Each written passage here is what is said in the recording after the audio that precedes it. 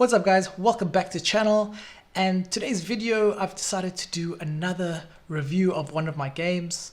And I've picked this particular game because it is actually one of the first games that I did release, and it's a couple years old. So I want to show you guys that back then I didn't have a lot of resources in terms of money and experience, and I want to show you guys who are starting out that just because you don't spend thousands of dollars on a game doesn't mean it can't be profitable.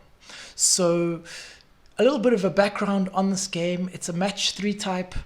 I decided to pick it because I did a bit of research on the particular demographic that I was trying to break into, and I noticed that they did like puzzle games. So this is a match 3 type puzzle game catered specifically for that demographic.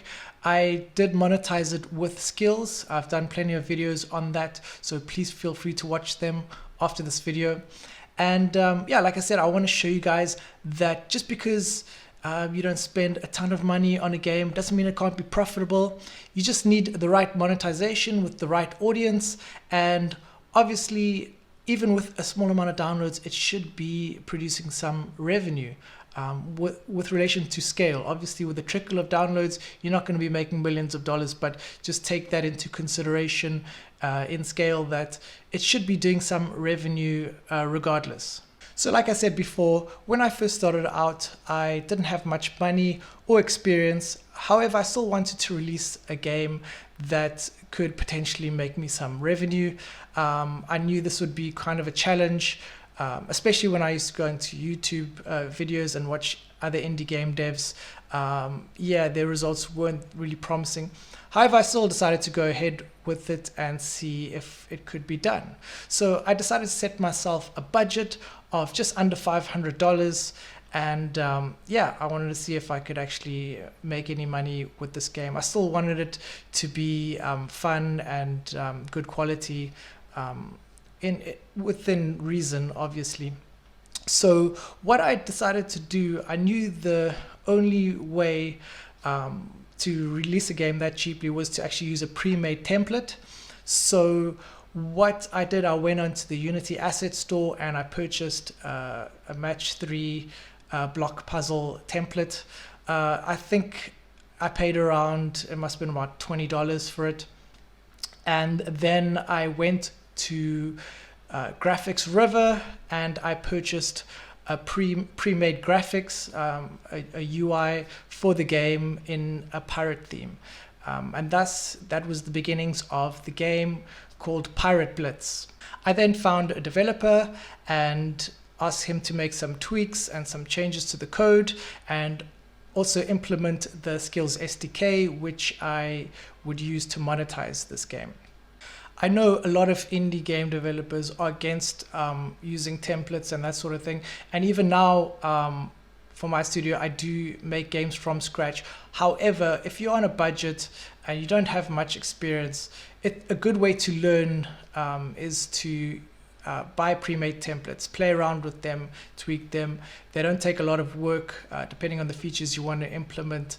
And yeah, it's a quick way to release something onto the App Store.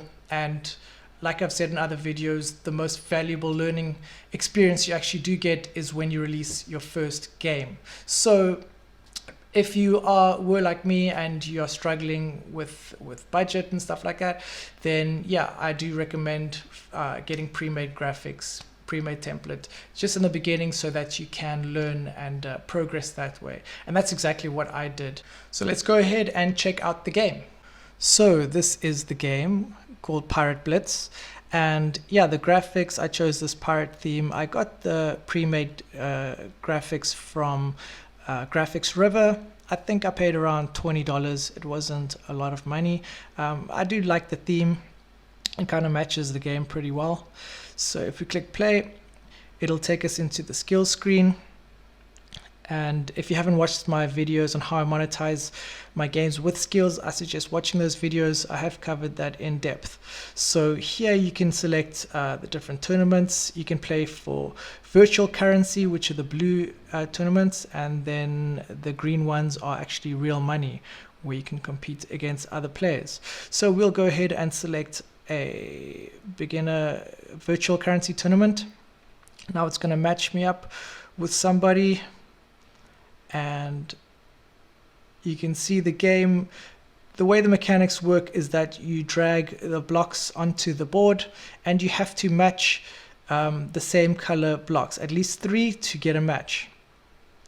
And you'll see also I've added some features like you'll see in a second that there will be some blocks with diamonds in them, and the whole point of that is to, once you match 3 blocks with a diamond, you will get a power-up which allows you to rotate the blocks. So it just keeps the game, it gives it an extra level of skill, and yeah, it keeps the better players more engaged. And once you run out of moves, like you'll see in a moment, the game will end. So it's pretty simple, good mechanics. Now you have to submit your score, and then once you get matched up, it'll tell you who the winner is. So a pretty simple and fun game.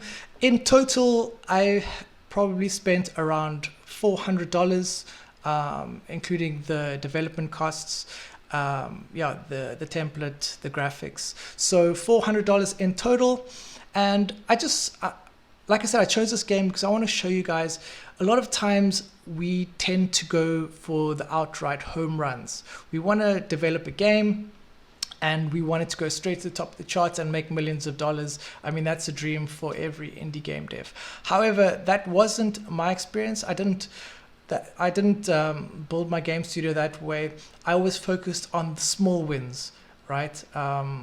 And every game, just I took the experience and I learned from it, and the next game got a little bit better and a little bit better. This particular game, I haven't actually updated it in a few years, and I am in the process of updating it simply because the metrics do look pretty good and it deserves an overhaul.